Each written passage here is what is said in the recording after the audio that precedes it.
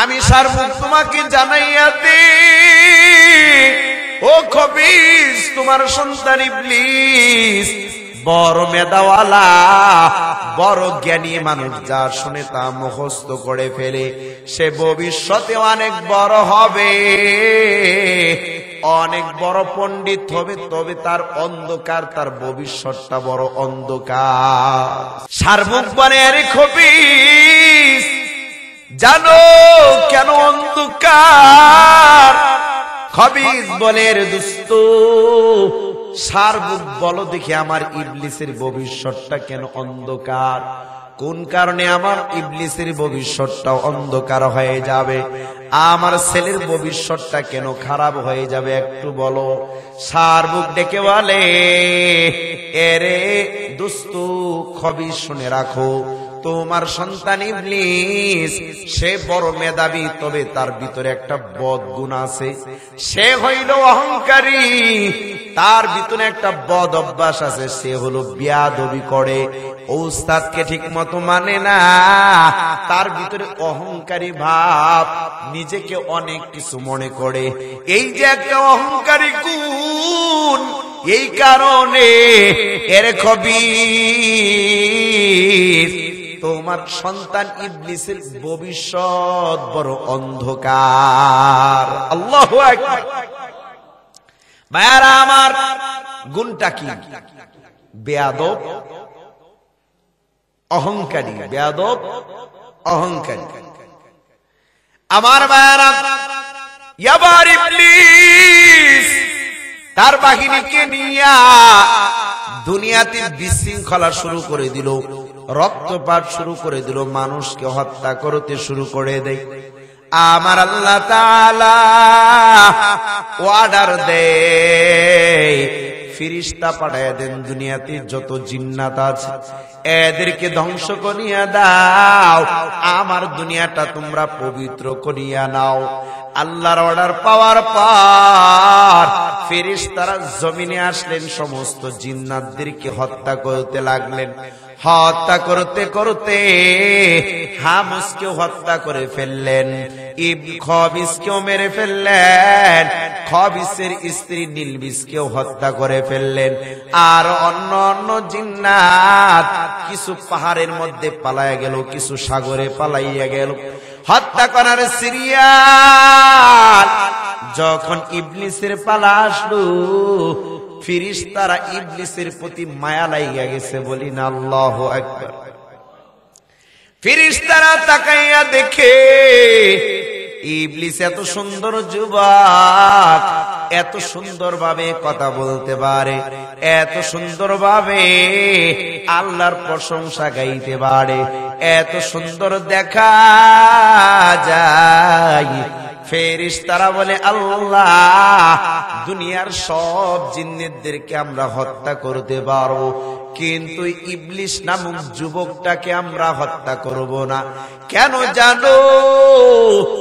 ইবলিস নামক সন্তান, এর চেহারার দিকে তাকাইলে আমাদের মায়া লাগে, এরে আমরা হত্যা করব না। সুবহানাল্লাহ। ফেরেশতারা আদর করে প্রথম আসমান থেকে দ্বিতীয় আসমানে নিয়ে যান। দ্বিতীয় আসমানে নেওয়ার পর আল্লাহ বলেন, তোরা ইবলিসকে লালন পালন করো। প্রথম আসমানে ফেরেশতারা ইবলিসকে প্রথম আসমানে লালন পালন করতে লাগলেন। ফেরেশতারা যে ইবাদত করে, ইবলিসও সেই ইবাদত করে। ফেরেশতারা যেভাবে আল্লাহর তাসবিহ তাহলিল পড়ে, ইবলিসও দেখে দেখে ফেরেশতাদের মতো তাসবিহ তাহলিল পড়ে। ফেরেশতারা যেমন আল্লাহর কুদরতি পায়ে সিজদা দেয়, ইবলিসও ফেরেশতাদের মতো শিক্ষা করে করে সেইভাবে সাজদা দেয়। এভাবে যাইতে যাইতে মুফাসসিরিনে কেরাম বলেন, 1000 বছর ইবলিস প্রথম আসমানে ইবাদত করলেন। সুবহানাল্লাহ। কত হাজার বছর? 1000 বছর ইবাদত করতে করতে ইবাদতের লাইনে এত অগ্রগামী, এত আগে গিয়েছেন, কোটি কোটি ফেরেশতারা ওনার কাছে ধারে কাছেও যাইতে পারে নাই। ফেরেশতারা তো অবাক হয়ে গেছে, আহারে, যাকে আমরা ইবাদত শিখাইলাম, যাকে আমাদের লালন পালন করি, যাকে আমরা ইবাদত শিখাইলাম, বন্দেগী শিখাইলাম, সে নাকি আজকে ইবাদত করতে করতে আমাদের চাইতে আগে বাড়ায় গেছে, ইবাদতের লাইনে আমাদের চেয়ে বেশি অগ্রগামী হয়ে গিয়েছে। বলি না সুবহানাল্লাহ। প্রথম আসমানের ফেরেশতারা ইবলিসকে 1000 বছর ইবাদতের মাথায় তার নাম দিল, তুমি হইলা খাস, মানে তুমি সমস্ত ফেরেশতাদের চাইতেও অন্য একটা জিন জাতি, তুমি একটা বিশেষ মানুষ, তুমি একটা বিশেষ জিন জাতি। প্রথম আসমানের ফেরেশতারা ইবলিসকে যখন খাস উপাধি দিয়ে দিলেন, সমস্ত ফেরেশতাদের মুখে মুখে প্রশংসায় পঞ্চমুখ হয়ে গেলেন। এই আওয়াজ দ্বিতীয় আসমানে চলে গেল। দ্বিতীয় আসমানে ফেরেশতারা প্রথম আসমান থেকে ইবলিসকে নিয়ে গেলেন। দ্বিতীয় আসমানে নেওয়ার পর সেখানেও ইবলিস 1000 বছর ইবাদত করলেন। দ্বিতীয় আসমানে 1000 বছর ইবাদত করার পর আমি আপনাদেরকে যেটা বোঝাতে চাই, দ্বিতীয় আসমানে ফেরেশতারাও তাকে আবেদ উপাধি দিল। কি উপাধি? মানে তুমি সবচেয়ে বেশি ইবাদতকারী। দ্বিতীয় আসমানের ফেরেশতাদের প্রশংসা তৃতীয় আসমানের ফেরেশতারা যখন শুনলো, ইবলিসকে দ্বিতীয় আসমান থেকে তৃতীয় আসমানে নিয়ে যাওয়া হলো। তৃতীয় আসমানের ফেরেশতারা ইবলিসকে 1000 বছর ইবাদত শিখাইলেন। 1000 বছরের মাথায় তৃতীয় আসমানে ফেরেশতারা ইবলিসকে ওলি উপাধি দিলেন। সুবহানাল্লাহ। এরপরে চতুর্থ আসমানের ফেরেশতারা নিয়ে গেলেন। চতুর্থ আসমানে নেওয়ার পর 1000 বছর ইবাদত করলে ফেরেশতারা তাকে আরেফ উপাধি দিলেন। আরেফ মানে আল্লাহকে বেশি চিননেওয়ালা, জাননেওয়ালা। এরপরে পঞ্চম আসমানে যান। পঞ্চম আসমানের ফেরেশতারা হযরতে এই ইবলিসকে উপাধি দিলেন, তুমি হইলা সাজেদ, মানে সবচেয়ে বেশি সাজদাকারী। বলি না সুবহানাল্লাহ। ষষ্ঠ আসমানে ফেরেশতারা নিয়ে গেলেন। ষষ্ঠ আসমানে নেওয়ার পর ফেরেশতারা ইবলিসের উপাধি দিলেন, তুমি হইলা জাহেদ, অর্থাৎ তুমি হইলা সবচেয়ে দুনিয়া বিরাগী, আল্লাহর পূর্ণাঙ্গ আশিক। বলি না সুবহানাল্লাহ। ষষ্ঠ আসমান থেকে ফেরেশতারা সপ্তম আসমানে নিয়ে গেলেন। সপ্তম আসমানে 7 নাম্বার আসমানে 1000 বছর ইবাদত করলেন ইবলিস। ফেরেশতারা তার প্রশংসায় পঞ্চমুখ হইয়া তাকে উপাধি দিলেন, তুমি হইলা মুআল্লিমুল মালাইকা। সুবহানাল্লাহ। সাউন্ডটা বাড়ানো যাবে? তুমি হইলা মুআল্লিমুল মালাইকা। সপ্তম আসমানের ফেরেশতারা আল্লাহর কাছে ডেকে বলে, আল্লাহ, আমাদের ইবলিস 7 নাম্বার আসমানে ইবাদত করলো, আমরা তাকে উস্তাদ মানতে চাই, আমরা তার শিষ্য হয়ে যেতে চাই। অতএব কারণে আল্লাহ যদি অনুমতি দেন, আমরা আজকে থেকে ইবলিসকে উস্তাদ মানব, আমরা তার শিষ্য হয়ে তার বয়ান শুনব। সুবহানাল্লাহ। কারণ ইবলিস এত সুন্দরভাবে আপনার গুণগান গাইতে পারে, এত সুন্দরভাবে ওয়াজ নসিহত বক্তৃতা দিতে পারে, এত সুন্দর আমল, এত সুন্দর ইবাদত তাসবিহ তাহলিল। আমরা তাকে উস্তাদ মানতে চাই, আমরা তার কাছ থেকে শিখবো, আমরা হলাম তার শিষ্য। বলি না সুবহানাল্লাহ। আল্লাহ অর্ডার দিয়ে দিলেন, ও ইবলিস, আমি তোমাকে মুআল্লিমুল মালাইকা বানাইলাম। এরপরে আল্লাহ তাআলা সপ্তম আসমানের নিচে আরশের নিচে জাবারুত নামক একটা আসনে বসাইলেন।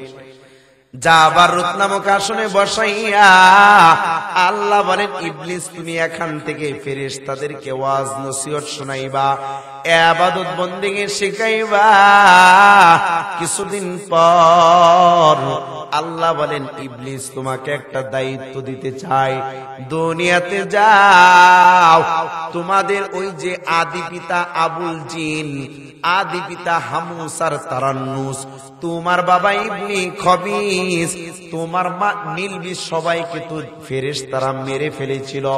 তবে কিছু জিন্নাত পাহাড়ের সমুদ্রে লুকাইছিল, এদের দ্বারা পুরো পৃথিবীটা ভরে গিয়েছে। এর ইবলিস তুমি আমার দাওয়াতটা তুমি দুনিয়ার মানুষের কাছে, জিন্নাদের কাছে নিয়ে যাও।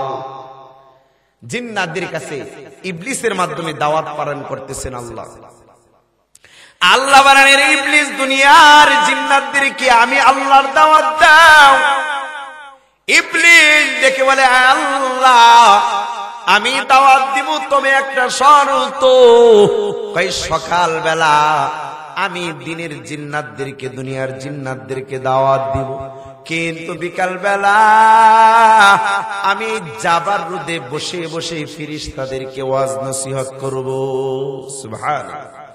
আল্লাহ অর্ডার দিয়ে দিলেন, যাও এবার ইবলিস আল্লাহর দাওয়াত নিয়ে আসলে দুনিয়ার জিন্নাতদেরকে দাওয়াত দেন। যারা নেককার ছিল তারা ইবলিসের কথা মানছে, আল্লাহর কথা মানছে, কিন্তু জিন্নাতের মধ্যে যারা খারাপ জিন ছিল তারা ইবলিসের দাওয়াত গ্রহণ করে নাই। এরা দুনিয়াতে ইবলিসকে আল্লাহর বার্তা বাহক হিসাবে মানে নাই, আল্লাহর দাওয়াত ইবলিসের দ্বারা গ্রহণ করে নাই। এরা দুনিয়াতে আরো বিশৃঙ্খলা তৈরি করে দিল। ইবলিস যাইয়া বলে, আল্লাহ দুনিয়াতে কিছু খারাপ জিন্নাত আছে, এরা তো আপনাকে মানতে চাই না, আমাকে বার্তা বাহক হিসাবে মানতে চাই না, আপনি এদেরকে ধ্বংস করে দেন। আমার আল্লাহর ওয়ার্ডার, এর ফেরেশতারা যারা বদকার জিনদের আছে এদেরকে ধ্বংস করে দাও। এদেরকে ধ্বংস করে দেয়া হলো। নেককাররা যারা আল্লাহর ঘোষণা দাবি দাওয়াত গ্রহণ করলো, এদেরকে নিয়া ইবলিস আবার দাওয়াত দেয়। দীর্ঘ কয়েক বছর চলে গেল। এরপরে ইবলিসের ভিতরে একটা ভাব তৈরি হলো। ইবলিস মনে মনে চিন্তা করে, সমস্ত ফেরেশতারা আমার কথাই উঠে, আমার কথাই বসে, সমস্ত ফেরেশতারা আমি ইবলিসের বয়ান শুনে আমার ইবলিসের আমল করে, সমস্ত ফেরেশতারা আমি ইবলিসের মাধ্যমে দাওয়াত গ্রহণ করে। তার মানে হইল আল্লাহ যখন না থাকবে, আমি ইবলিস আল্লাহর আসনে বসে কাজ করব। বলি না নাউজুবিল্লাহ। দেখছেন, প্রথম আসমানে 1000 বছর, কয় হাজার বছর, দ্বিতীয় আসমানে 1000, এভাবে 7 আসমানে 7000 বছর ইবাদত করবে। আল্লাহ বলেন, জমিনের এমন কোন জায়গা নাই ইবলিস সিজদা দেয় নাই। আসমান 7 জমিন আসমানের এমন কোন জায়গা নাই যে ইবলিসের সিজদা পড়ে নাই। বলি না সুবহানাল্লাহ। কিন্তু ইবলিস যখন চাইলে, আমি তো ভারো, আল্লাহ না থাকলে আল্লাহর সিংহাসনে আমি বসবো। আল্লাহ ডেকে বলেন, রে ইবলিস, সারা পৃথিবীর সব জায়গায় সিজদা করলে তোকে আমি মুআল্লিমুল মালাইকা বানাইয়া দিলাম, কিন্তু ওই যে তোর উস্তাদ সার্বক যে বলেছিল তোর ভিতরে একটা আছে অহংকারী ভাব, আজকে সেটা প্রমাণ হয়ে গেল। এই অহংকারের কারণে ইবলিস আমি তোর সমস্ত সার্টিফিকেট কেটে দিলাম, আমি তোকে মরুদুর শয়তান বানাইয়া দিলাম। বলি না নাউজুবিল্লাহ। আপনি কি মনে করেন যে নামাজ পড়লেই জান্নাতি? নামাজ তো ইবলিস কম পড়ে নাই, কথা বলেন ঠিক কিনা? যে নামাজি হলেই জান্নাতি? না, নামাজ তো ইবলিস কম করে নাই, ইবাদত তো ইবলিস কম করে নাই, কিন্তু তার ভিতরে কলবটা ছিল নষ্ট। কথা বলেন ঠিক কিনা? আমার ভাইরা, এই জন্য পয়গম্বর জানাইয়া দেয়, আল্লামা ইবনে কাইয়্যিম রাহমাতুল্লাহ আলাইহি ডেকে বলেন, দুনিয়ার মানুষ তিনটা মূল নীতির উপরে তারা গুনাহ করে। আওয়াজ দিয়ে বলেন কয়টা? সংক্ষেপে ছেড়ে দিবা, আওয়াজ দিয়ে বলেন কয়টা? তিনটা মূল নীতির উপর গুনাহ করে। উসুলুল খতায় কুল্লুহা সালাসাতুন। আল্লামা ইবনে কাইয়্যিম রাহমাতুল্লাহ আলাইহি জানাইয়া দেয়, মানুষ তিনটা মূলনীতির উপর গুনাহ করে থাকে। এক নাম্বার হলো আল কিবরু হুয়াল্লাযী আসারা ইবলিসু ইলা আসারিহি। এক নাম্বার হলো অহংকার, যেই অহংকার ইবলিস সে করার কারণে ইবলিস থেকে মরদুর শয়তান হয়ে গিয়েছে, বলি না নাউজুবিল্লাহ। ওয়াল হাসাদ, যারা কাবিলু মা আখিহি, যারা বনি আদম মা আখিহি। দুই নাম্বার হলো হিংসা, যেই হিংসা বাবা আদমের সন্তান হাবিল কাবিলের ভিতরে ছিল। কাবিল হাবিলের সাথে হিংসা করে এই অপরাধ করেছিল। কাবিল হিংসা করে হাবিলকে হত্যা করেছিল, ঠিক কিনা? তিন নম্বরে ইবনে কাইয়্যিম রাহমাতুল্লাহ আলাইহি জানাইয়া দেয়, তিন নম্বরে হলো ওয়াল হিরসু হুয়াল্লাযী আখরাজা আদামু মিনাল জান্নাহ। সেইটা হলো লোভ। কয় লোভে পাপ, পাপে মৃত্যু। হযরতে আদম আলাইহিস সালাতু ওয়াস সালামের সেই গন্ধমের লোভ পড়েছিল। এই ত্রুটিটার কারণে আল্লাহ ওনাকে জান্নাত থেকে দুনিয়ায় পাঠাইছিলেন, কথা বলেন ঠিক কিনা? এই জন্য ভাইরা, আলেম হইলে লোভ যদি থাকে রে বেঈমান, ওই আলেম যতই নিজেকে আলেম দাবি করো, তোমার ভিতরে যদি লোভ চলে আসে রে মুমিন, তুমি আলেম নামে জালেম কলঙ্ক হয়ে যাবে, কথা বলেন ঠিক কিনা? হযরতে ওমর ইবনুল খাত্তাব ইহুদিদের লিডার কাবে আহবারকে ডেকে বলেন, রে কাবে আহবার, আপনি জানাইয়া দেন মান আরবাবুল ইলম, ইলম ওয়ালা কারা, প্রকৃত আলেম তিনি কে? পয়গম্বরের সাহাবীর জবাবে কাবে আহবার বলেন, আল্লাযীনা ইয়ালামুনা বিমা ইয়ামালুন, যারা যা জানে সেই অনুযায়ী যারা আমল করে তারাই হলো প্রকৃত আলেম, ঠিক কিনা? সাহাবী ওমর ইবনুল খাত্তাব জানাইয়া দেয়, ফামা আখরাজাল ইলমু মিন কুলুবিল উলামা। ও কাবি আহবার, তুমি বলো একজন আলেমের কলব থেকে ইলম কখন চলে যায়? একজন আলেম সে কখন জালেম হইয়া যায়? কাবে আহবার বলেন, একজন আলেমের ভিতর যদি লোভ চলে আসে, কি চলে আসে? লোভ চলে আসে, দুনিয়ার লোভ। সে আলেম হতে পারে কিন্তু তার ভিতরে প্রকৃত ইলম নাই, নূর নাই। আপনি যদি বুজুর্গ হন, যতই আল্লাহর ওলি হন, যদি আপনার ভিতরে লোভ চলে আসে, গজব চলে আসে, অহংকার চলে আসে, ওই আলেমটাও যত বুজুর্গ তার ইলম নূর কলব থেকে বের হইয়া যায়, কথা বলেন ঠিক কিনা?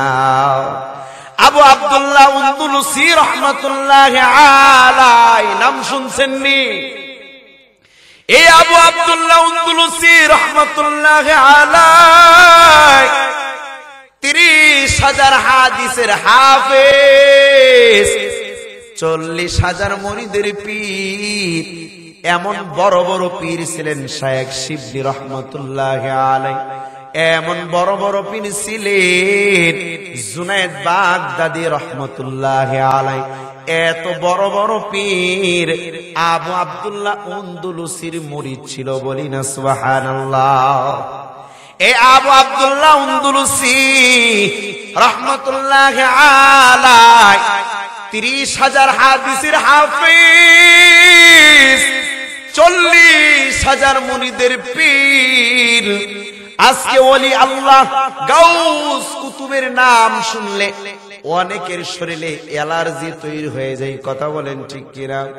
যারা আমাদের ইমাম মাযহাবের ইমাম আবু হানিফাকে গালি দেয়, ওদের সাথে আদবের বয়ান করে লাভ নাই। কথা বলেন ঠিক কিনা? আমার ভাইরা, আমরা তো এমন একটা ইমামের উমের শরীরে মুমিন।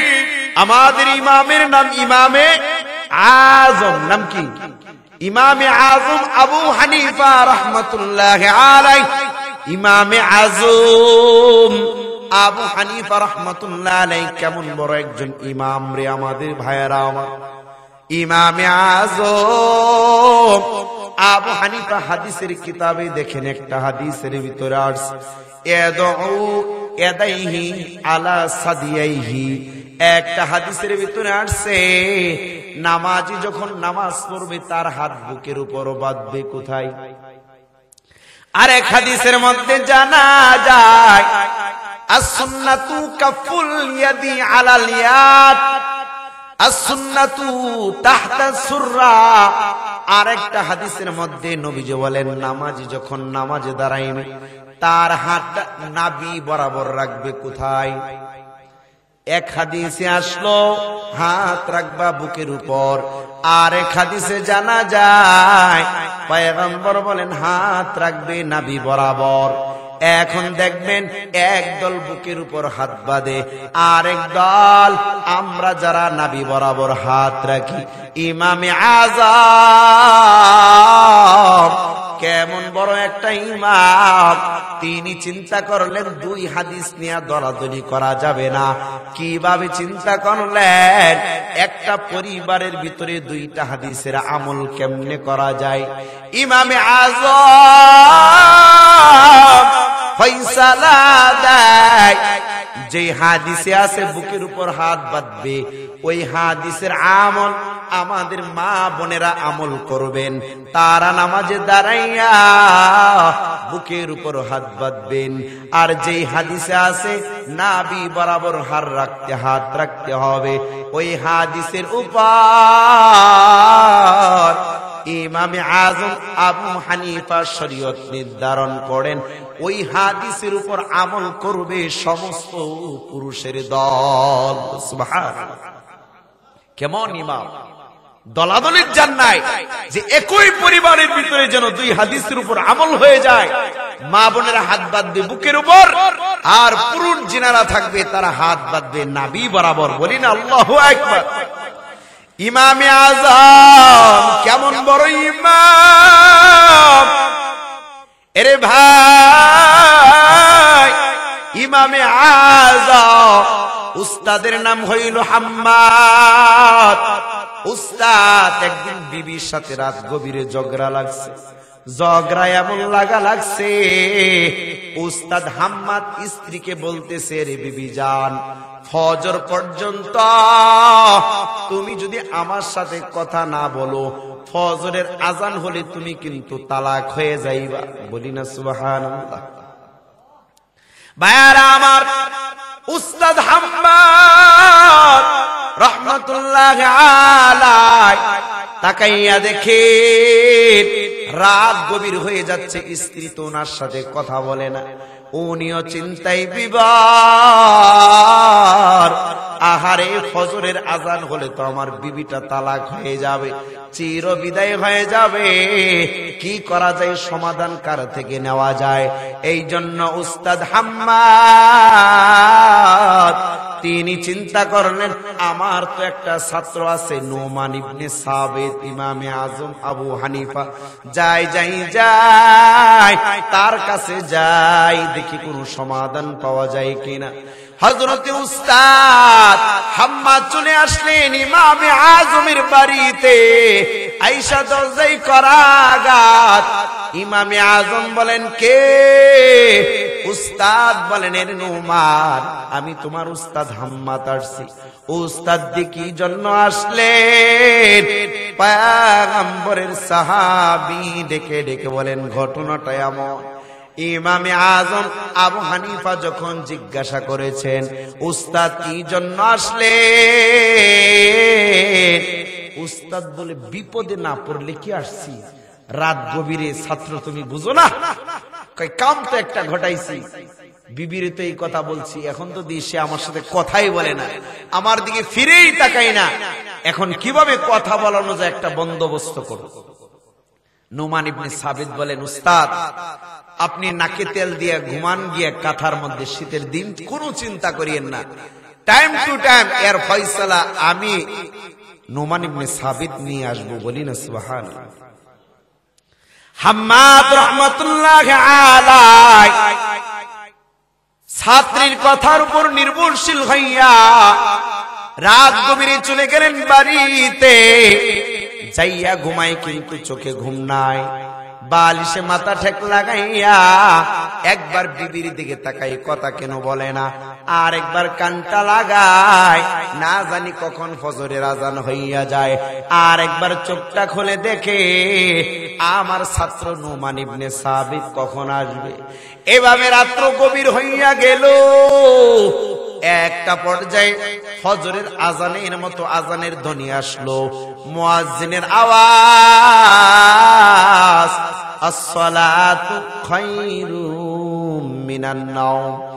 বিবি তো চিন্তায় আছে আজানটা কখন হবে, তখন মোল্লা থেকে বিদায় নিয়ে যাব। বিবি ডেকে বলে, আরে মোল্লা, ও হাম্মাদ, স্বামী আমার চিরবিদায়, তোমার থেকে বিদায় নিলাম। ও স্বামী আমার, কম জীবনে জ্বালানি জ্বালাও নাই, আমিও কম জ্বলানি জ্বলি নাই, চিরবিদায়ের সালাম। ওই তো আজান হয়ে গেল, তুমি না বলছিলে আজানের পর্যন্ত কথা না বললে তালাক, ওই তো আজান হয়ে গেল। ও হাম্মাদ স্বামী আমার, তোমার থেকে চিরবিদায়ের সালাম। এইটা বলে ঘর থেকে বের হয়ে গেছে। বুঝতেছেন আপনারা? ঘর থেকে বের হয়ে গেল, দেখে ঘরের দরজায় নোমান ইবনে সাবিত দাঁড়ায় আছে। বলি না আল্লাহু আকবার। নোমান ইবনে সাবিত ডেকে বলে, আম্মা জান, কই যান? আম্মা জান বলে, আরে নোমান, কোত্থেকে আসলা? কয়, আমি তো আপনার কাছে আসলাম। কই, জানো না তোমার উস্তাদ তো কাম একটা ঘটাইছে, রাত্রে ঝগড়া লাগছে, আমাকে বলেছিল আজান পর্যন্ত টাইম, কথা না বললে তুমি বিদায়। কথা বলি নাই, আজান হয়েছে, আমিও চলে গেলাম, তোমার উস্তাদ থেকে চিরবিদায় নিলাম। হাম্মাদ উস্তাদের কথা এই দিকে তাকায় দেখে উস্তাদ গভীর মনোযোগ দিয়া ছাত্র কখন আসবে এরকম চিন্তায় বিভোর হয়ে গেলেন। নোমান ইবনে সাবিত ডেকে বলেন, আম্মা জান, আপনি তো মনে করেছেন আজান, কিন্তু ঘড়ির দিকে তাকাইয়া দেখেন কয়টা বাজে। আম্মা জান তাকাইয়া দেখে রাত বাজে মাত্র 3:30। কয়টা? অথচ আজান হবে 5:30, রাত বাজে 3:30। আম্মা জান কয়, আরে নোমান, কি ব্যাপার, বাজে তো 3:30, কিন্তু আজান যে হয়ে গেল ফজরের আজান। নোমান ইবনে সাবিত বলে, ও আম্মা জান, এই আজান ফজরের আজান না, এই আজান হলো আপনি আম্মা জান আর আব্বা জানের মধ্যে তালাক ঠেকানোর আজান। সুবহানাল্লাহ। দেখছেন আমাদের ইমামে আজম আবু হানিফা রাহমাতুল্লাহ আলাইহি কত জ্ঞানী একজন মানুষ, অথচ আমাদের ইমামে আজমকেও বেয়াদবের দলেরা অকথ্য ভাষায় গালি দেয়, আছে না নাই? ওই ধরনের বেয়াদবের সামনে আদবের বয়ান করে লাভ নাই। কথা বলেন ঠিক কিনা? আমি শেষ করে দিব যেটা বলতেছিলাম। আবু আব্দুল্লাহ আনদালুসী রাহমাতুল্লাহ আলাইহি তিনি 30,000 হাদিসের হাফেজ, 40,000 মুরিদের পীর ছিলেন। বলি না সুবহানাল্লাহ। কেমন বড় একজন আল্লাহর ওলি বুজুর্গ, তার ভিতরে দেখেন একটা গুনাহের কারণে কি হয়েছে, আমি সেদিকেই যাচ্ছি। আবু আব্দুল্লাহ আনদালুসী রাহমাতুল্লাহ আলাইহি 40,000 মুরিদ নিয়ে রওনা, ইরাকের ময়দানে রওনা। যাইতে যাইতে একটা গ্রাম অঞ্চলে চলে গেলেন।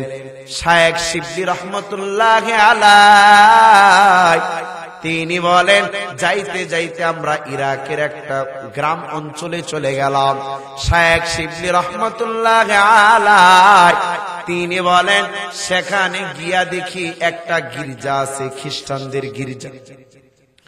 আমাদের উস্তাদ আবু আব্দুল্লাহ আন্দলুসী রাহমাতুল্লাহ আলাইহি গির্জার সামনে দাঁড়াইয়া একটু নিশ্চুপ রইলেন আর গির্জার দিকে তাকাইয়া কি জানি ভাবলে।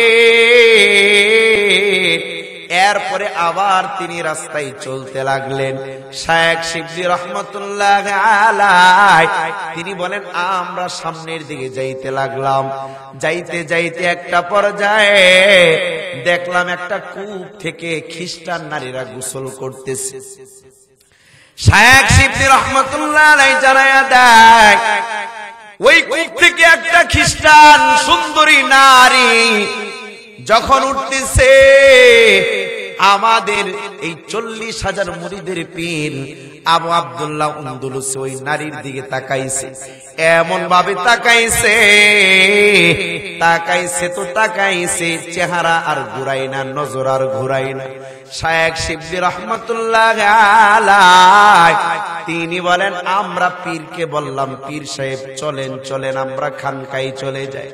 পীর সাহেব ডেকে বলে আরে মুরিদের দল তোমরা চলে যাও, আমি খ্রিস্টান নারীকে বিবাহ না করে ইরাকের খানকায় যাব না, বলি না নাউজুবিল্লাহ। শায়েখ শিবলি বলেন আমরা বারবার পীড়াপিড়ির কারণে ব্যর্থ হয়ে গেলাম, আমরা ইরাকের খানকায় গেলাম, এদিক দিয়ে আমাদের বড় পীর আবু আব্দুল্লাহ আন্দলুসী ইরাকের ওই নারীর বাবার বাড়িতে চলে গেলেন। যাইয়া খ্রিস্টানকে বলে ও নারীর বাবা আমি আপনার মেয়েকে বিবাহ করতে চাই। খ্রিস্টান ডেকে বলে ও আবু আব্দুল্লাহ জেনে রাখো আমার খ্রিস্টান মেয়েকে যদি বিবাহ করতে চাও 2টা শর্তে বিবাহ করতে হবে। কয়টা শর্ত? খ্রিস্টান ডেকে বলে রে আবু আব্দুল্লাহ 1 নম্বরে আমার সকল যত শুকর আছে এই শুকরের রাখালগিরি তোমার করতে হবে। 2 নম্বরে তোমার গায়ে যে নববী সুন্নত মদিনার আদর্শ আছে এই জামা কাপড়গুলো তোমার খুলে ফিরে দিতে হবে। আমাদের খ্রিস্টানদের জামা তোমাকে পরিধান করতে হবে। আবু আব্দুল্লাহ আন্দলুসী রাহমাতুল্লাহ আলাইহি খ্রিস্টানের মেয়ের বাবার কথায় রাজি হয়ে গেলেন।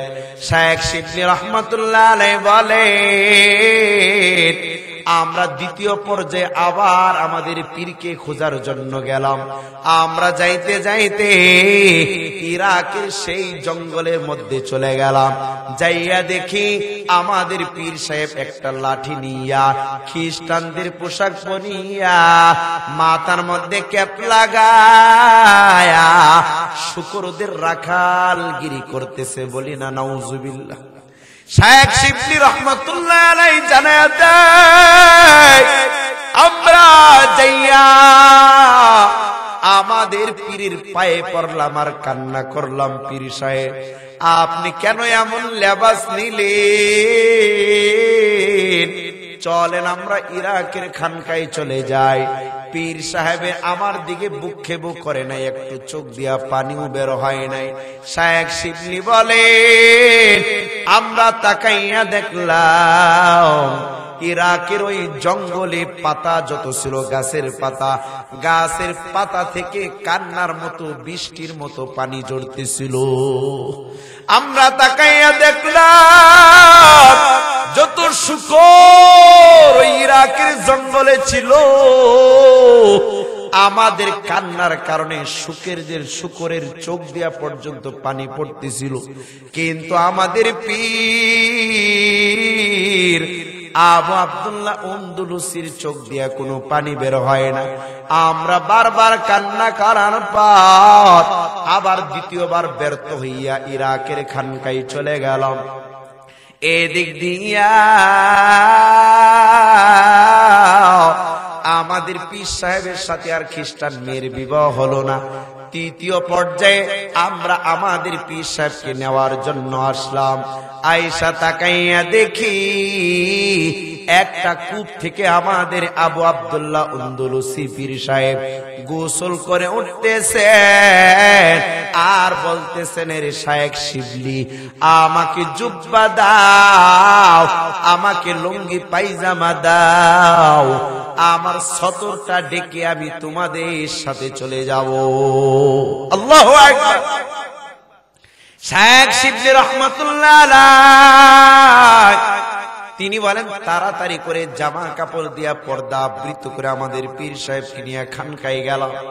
যাওয়ার পর আমাদের পীর সাহেবকে ডেকে ডেকে বললাম, ও পীর সাহেব, আপনি যে আমাদেরকে ওই যে গির্জার পাশ দিয়া দাওয়াতে নিয়ে যাইতেছিলেন, গির্জার পাশে দাঁড়াইয়া আপনি সামান্য কি জানি ভাবলেন, এরপর থেকে আপনার এই ধরনের গুমরাহির পরিস্থিতি তৈরি হয়েছিল। ও আবু আব্দুল্লাহ পীর সাহেব, আমাদের আপনি বলেন ওই গির্জার সামনে আপনি কি ভাবতেছিলেন? পীর সাহেব ডেকে বলেন, এর মুরিদের দল, আমি আবু আব্দুল্লাহ আন্দলুসি 30,000 হাদিসের হাফেজ, 40,000 মুরিদের পীর, কিন্তু আমি যখন ওই গির্জার সামনে দাঁড়াইয়া একটা অহংকার করেছিলাম, কি সেটা জানোনি? কয়, সেটা হলো আমি গির্জার সামনে দাঁড়ায় দাঁড়ায় মনে মনে বলতেছিলাম, এর খ্রিস্টানের দল, তোরা যে ইবাদত করস তোরা তো হইলি জাহান্নামী, আর আমি আব্দুল্লাহ আন্দলুসি 30,000 হাদিসের হাফেজ, 40,000 মুরিদের পীর, আমি মরলেই তো বিনা হিসাবে জান্নাতি। আল্লাহু আকবার। আবু আব্দুল্লাহ আন্দলুসি বলেন, যখন এই একটা অহংকারী ভাব আমাদের ভিতরে, আমার ভিতরে আসলো, তখন আমি দেখলাম আমার কলিজাটা ফেরে আমার এলেমের নূর যেমন ভেসে গেল সাগরে। বলি না সুবহানাল্লাহ। এলেমের নূরটা আমার কাছ থেকে আমার কলিজা ছিঁড়ে বের হয়ে গেল। এরপর থেকে কি হয়েছে আমি নিজেও জানি না। শায়েখ শিবলি রহমতুল্লাহ আলাইহি বলেন, পীর সাহেব, আপনি যে এত 30,000 হাদিসের হাফেজ, আপনি তো কোরআনের হাফেজ, এই 30 পারা কোরআনের 6066 আয়াতে আপনার কি ওই মুহূর্তে কোনো আয়াত মনে ছিল? আপনি পুরো কোরআন ওই টাইমে আপনার মুখস্থ ছিল, জেহেনে ছিল কিনা? আবু আব্দুল্লাহ আন্দলুসি রহমতুল্লাহ আলাইহি বলেন, মুরিদের দল শোনো, আমার ওই অবস্থায় যখন ইলমের নূরটা চলে গেল, তখন সূরা কাহফের মাত্র 17 নম্বর একটা আয়াত, এই শুধুমাত্র একটা আয়াতে আমার মনে ছিল, ফাহুয়াল মুহতাদ ওমা ইউদলিল্লাহু ফালাং না মাই ইয়াহদিল্লাহু ফাহুয়াল মুহতাদ ওয়া মাই ইউদলিল ফালান তাজিদ লাহু ওয়ালিয়্যাম মুরশিদা। এই সূরা কাহফের 17 নম্বর আয়াতটাই শুধু মনে ছিল, মাই ইয়াহদিল্লাহু ফাহুয়াল মুহতাদ, আল্লাহ যাকে চায় তাকেই হেদায়েত দেয়, সেই হেদায়েত প্রাপ্ত হয়। ওয়া মাই ইউদলিল্লাহু ফালান তাজিদ লাহু ওয়ালিয়্যাম মুরশিদা, আর আল্লাহ যাকে পথভ্রষ্ট করেন তাকে পথ দেখানোর জন্য, হেদায়েতের জন্য কেউ নাই। কথা বলেন ঠিক কিনা? আবু আব্দুল্লাহ আন্দলুসিকে জিজ্ঞাসা করলেন, শায়েখ শিবলি রহমতুল্লাহ আলাইহি, পীর সাহেব, আপনি তো 30,000 হাদিস মুখস্থ ছিল, বলেন দেখি ওই মুহূর্তে, অহংকারের মুহূর্তে আপনার কোন হাদিস মুখস্থ ছিল কিনা? আবু আব্দুল্লাহ আন্দলুসি বলেন, মুরিদের দল শুনো, ওই টাইমে আমার শুধু একটা হাদিস মুখস্থ ছিল, মাই ইউরিদিল্লাহু বিহি খায়রাই ইউফাক্কিহু ফিদ্দীন, আল্লাহ যাকে চায় তাকে দ্বীনের সঠিক বুঝ দান করেন। এই একটা হাদিস, এই একটা মাত্র আয়াত আমার মনে ছিল।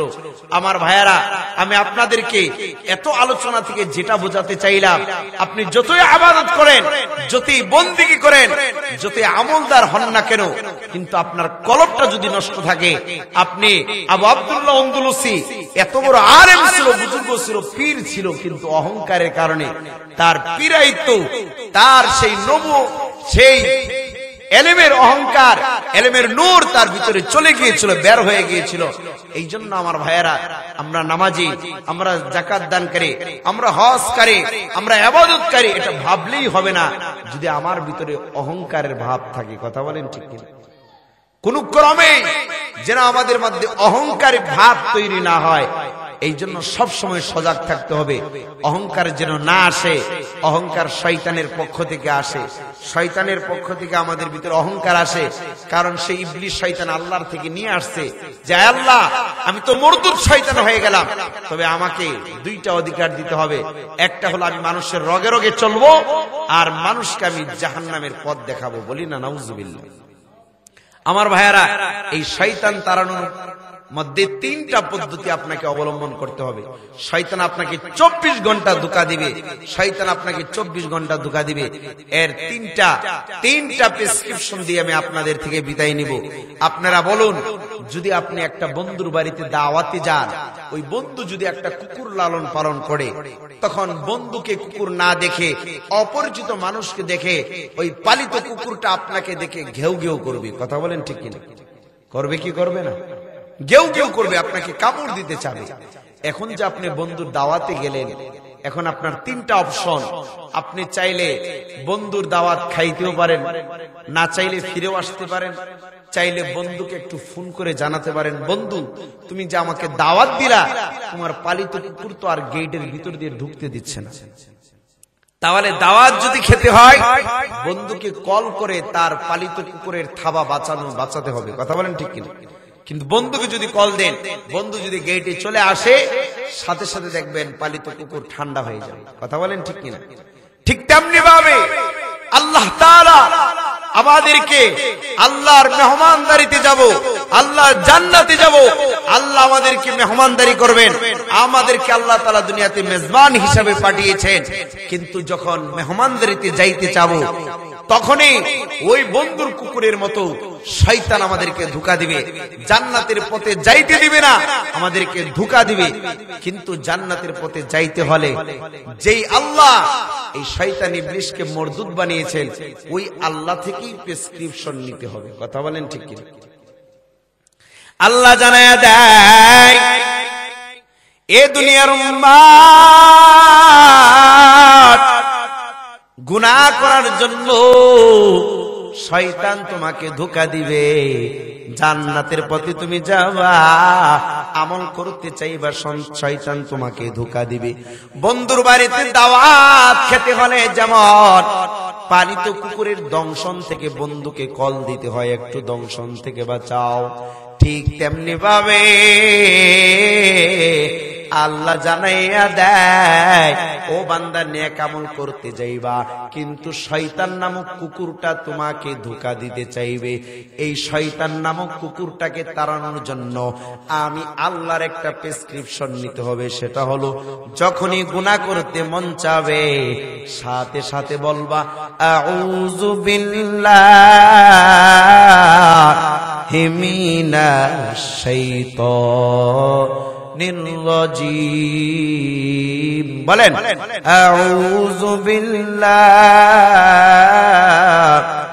মিনাশ শাইতানির রাজীম। পারবো না? আউযু বিল্লাহ পারি না আমরা? গুনাহ করতে মন চাইলে এটা পড়বো, কিন্তু এখন বলতে পারেন হুজুর একবার না বাইসা গেলাম, দ্বিতীয়বার আবার আমাকে ধোঁকা দেয়।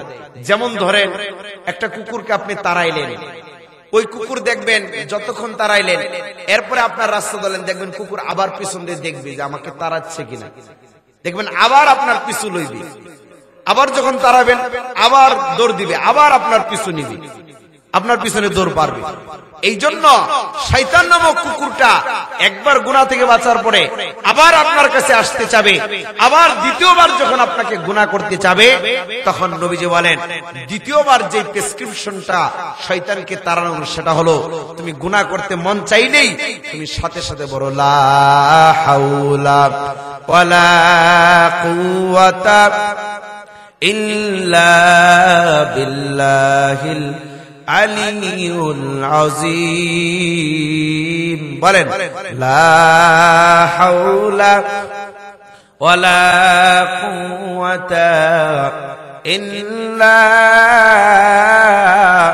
বিল্লাহিল আলিয়ুল আযীম। এখন দেখবেন কুকুর যদি সর্বশেষ আপনি মুকুর দেন, মানে এমন ভাবে আঘাত করতেন, এরপরে দেখবেন আপনার কাছে আর আসতে থাকবে না। দুই একবার যদি কূপ দিতে পারেন, দুই একবার যদি মুকুর দিয়ে বাড়ি দিতে পারেন, তখন আপনার চেহারা দেখলে আর সামনে আসবে না। কথা বলেন ঠিক কিনা? এই মুকুরের বাড়ি হলো লা হাওলা ওয়ালা কুওয়াতা ইল্লা বিল্লাহ। এরপরে বলেন হুজুর জীবনেতে এই পর্যন্ত অনেক গুনাহ করে ফেলছি, কিন্তু এই দোয়া পড়তে পারবো না, সুযোগও থাকবে কি? এরপরেও সুযোগ আছে না নাই? কথা বলেন আছে না নাই?